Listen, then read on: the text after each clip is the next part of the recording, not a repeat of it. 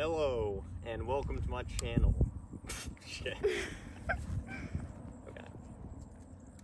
So this is a review of the LMT DI rifle. So this particular one has a 16-inch barrel with the 13.25-inch M-LOK upper receiver. I've had it configured like this for a couple months now. Probably about 1,000 rounds through it like this, I'd say. I have more with it with the 14.5 barrel, but it's pretty much the same.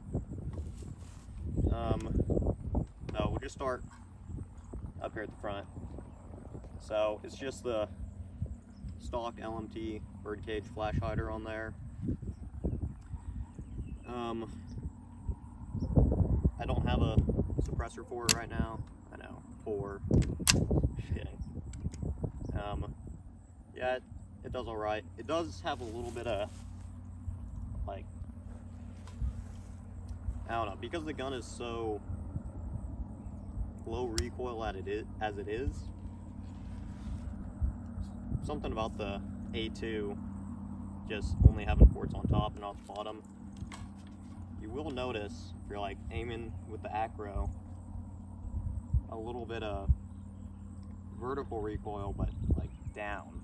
So, I don't know, it's probably just me being stupid. But, that's like that. We have the Surefire Scout Light on here. Scout Pro with a little Surefire pressure pad. We have a Spec 15. We have these nice little rail scales. Really, I didn't like these on the 11.5 just because they're too short. But on the 14.5, I can really put them right in the right spot and come back to it every time. So I'll leave those there. And then some cool stuff about LMT is you'll notice there is no handguard and upper receiver. It's all one piece of aluminum. So if you wanted to, it's clear. You just take these two screws out right here, and then you can pull the barrel right out, put a new barrel in. It's a little bit gimmicky with the M-LOK rails because if you have any M-LOK attachments mounted on here, you can't just pull the barrel out. But with the quad rail, or if you don't have any M-LOK stuff hooked up to this, you can just pull it out, put a new one in. So that's cool. And the return to zero is actually very, very accurate. I took the barrel out when I painted this gun, then put it right back in and was able to go shoot at 200 yards. Like, I think I only made a half MOA adjustment, but it was very impressive. So that's cool about the upper. What I have in the upper is a Geisley enhanced bolt carrier group. I have the LMT EBCG as well, which they're both great, but kind of at the point where a bolt carrier is a bolt carrier.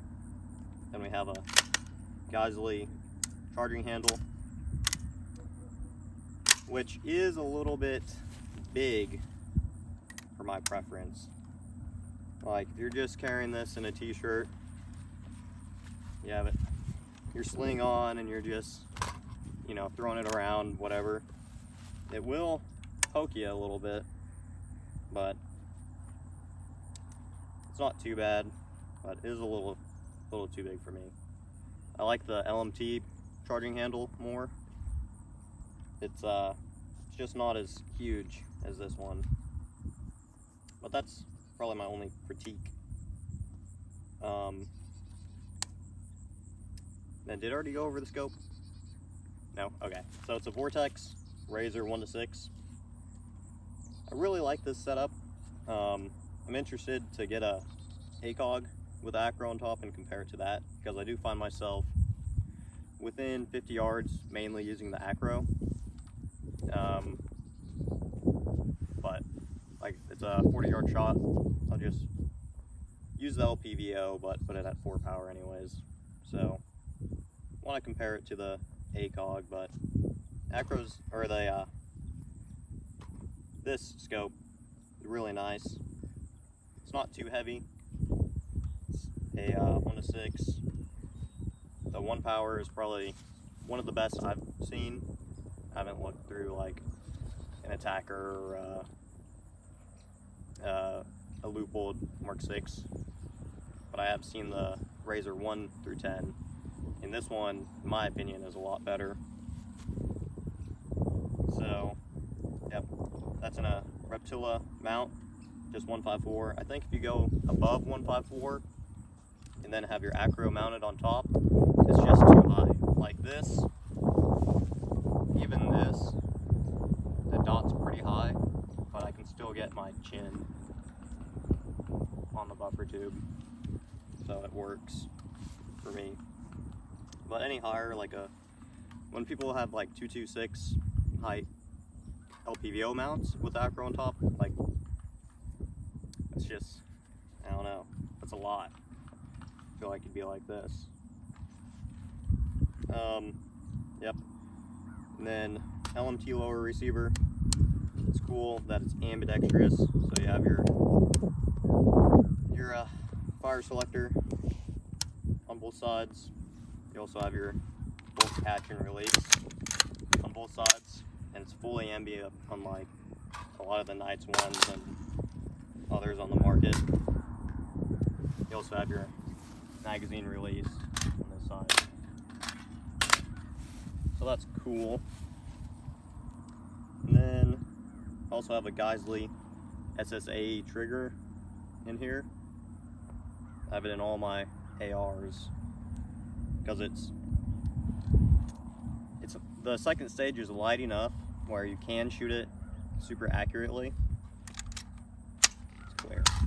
Let's take this out. So it's a 2-stage trigger. First stage, I think, is like 3 pounds. You do have a little bit of travel, but the second stage is, it's super crisp. So like if I'm shooting accurate at long range, I can pull the slack out, and then I know it's right there at the wall. And then a really good trigger pull. Reset, it does reset a little beyond the second stage, but I mean, if you shoot it enough, you'll get used to it, hardly notice. But yeah, that's about it. Apart from the Ace SOCOM or SOPMOD stock, probably the most durable stock you can get. Like this thing, you can even like, it's pretty rad. But yeah, that's about it.